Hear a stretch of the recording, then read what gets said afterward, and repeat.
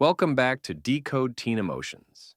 I'm your host, John, and today we're unpacking the past, literally. Teens often carry emotional weight from early experiences without even realizing it. Joining me again are Susan, our expert, and Braden, our teen guest. Thanks, John. This is one of the most important conversations we can have. Yeah, I didn't know how much my past really impacted me until I started looking back.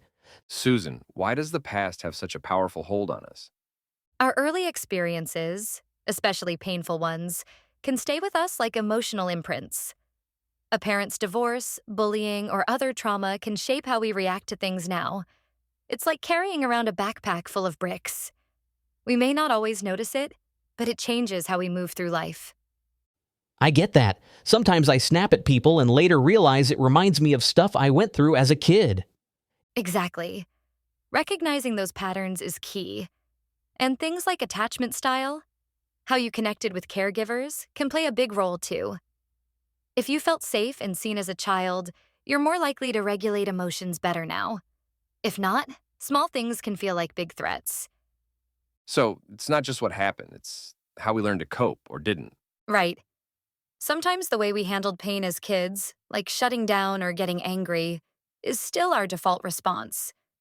But we're older now, and we can update those emotional habits. Can you give us an example? Absolutely. Let's talk about Jasmine. She always panicked when teachers raised their voices, even when she wasn't in trouble. Turns out she had been constantly yelled at home as a kid. Her reaction wasn't about the teacher, it was about her past. Once she made that connection, she began to heal. That's deep. I think a lot of us react to stuff that's not really about now.